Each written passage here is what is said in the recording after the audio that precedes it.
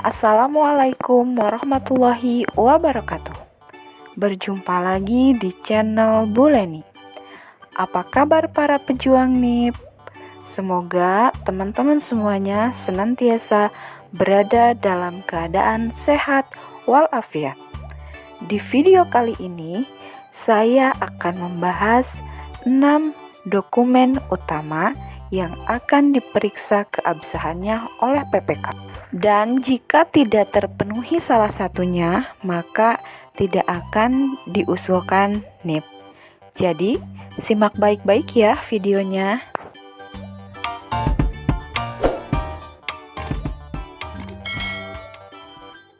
Sesuai Peraturan Badan Kepegawaian Negara Republik Indonesia Nomor 14 Tahun 2018 tentang petunjuk teknis pengadaan pegawai negeri sipil.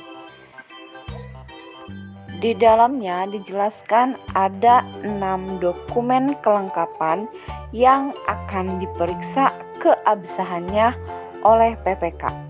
Dan apabila salah satunya tidak terpenuhi, maka pengusulan NIP-nya akan dibatalkan.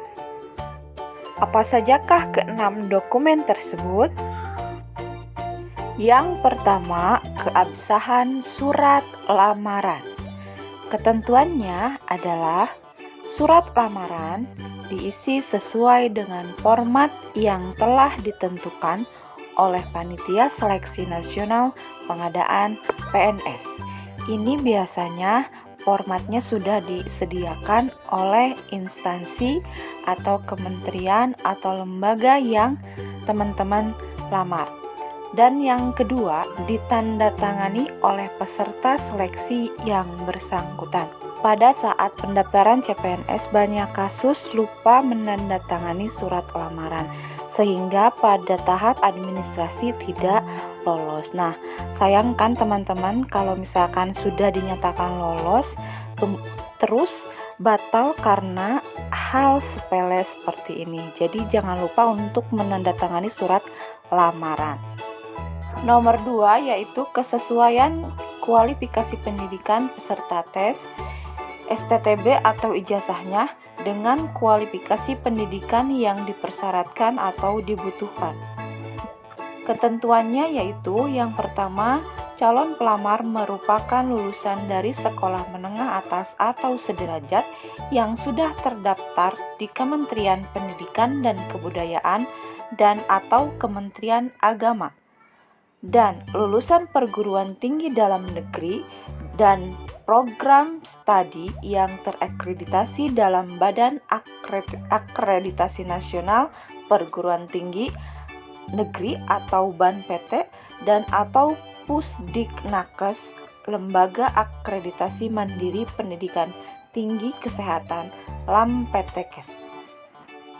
Ketentuan nomor 2 yaitu ijazah yang diperoleh dari sekolah atau perguruan tinggi luar negeri harus mendapat penetapan penyetaraan dari Panitia Penilaian Ijazah Luar Negeri pada kementerian yang menyelenggarakan urusan pemerintahan di bidang pendidikan. Jadi intinya untuk poin 2 ini yaitu ijazah atau STTB teman-teman harus sesuai dengan kualifikasi pendidikan yang dipersyaratkan atau dibutuhkan oleh instansi. Nantinya akan dicek kesesuaiannya apakah sesuai dengan kualifikasi yang dibutuhkan atau tidak. Misalnya ijazahnya itu yaitu S1 Pendidikan Ekonomi, tapi mengikuti kualifikasi yang dibutuhkan yaitu S1 Ekonomi. Jadi antara pendidikan ekonomi dan ekonomi itu tidak sesuai. Nomor 3 yaitu kebenaran data dalam daftar riwayat hidup peserta seleksi yang bersangkutan.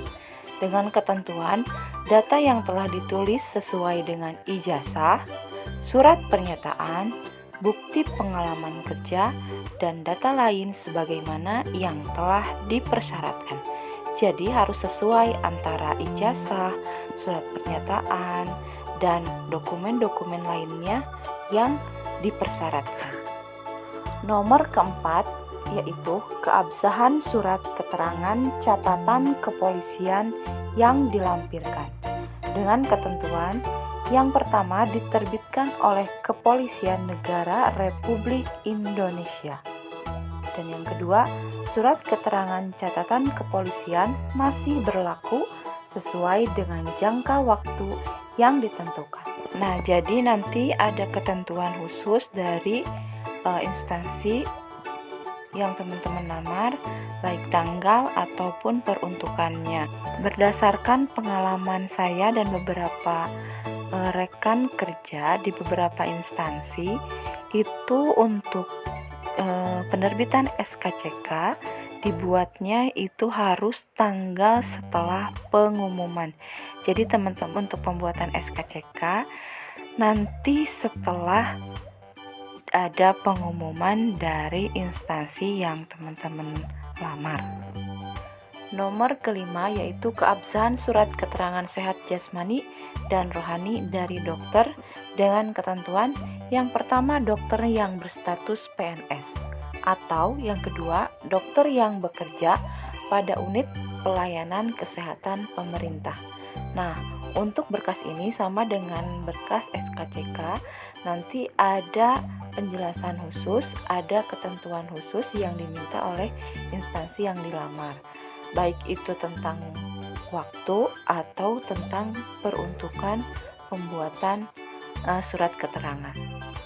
Yang keenam yaitu keabsahan surat keterangan tidak mengonsumsi atau menggunakan narkotika, psikotropika, prekursor, dan zat adiktif lainnya. Dengan ketentuan, pertama ditandatangani oleh dokter dari unit pelayanan kesehatan pemerintah, atau yang kedua pejabat yang berwenang dari badan atau lembaga yang diberikan kewenangan untuk pengujian zat narkoba yang dimaksud. Yang ini juga sama, nanti ada tanggal dan peruntukannya, serta ada rumah sakit yang dirujuk oleh lembaga atau instansi yang teman-teman lamar. Nah, itulah 6 dokumen utama yang akan diperiksa keabsahannya, dan apabila salah satu syarat sebagaimana tersebut pada angka 1-6 tidak dipenuhi, maka yang bersangkutan tidak dapat diusulkan penetapan NIP-nya. Jadi berhati-hatilah dalam pembuatan dokumen tersebut, jangan ada yang salah atau yang diragukan keabsahannya. Sekian video kali ini, semoga bermanfaat. Terima kasih. Wassalamualaikum.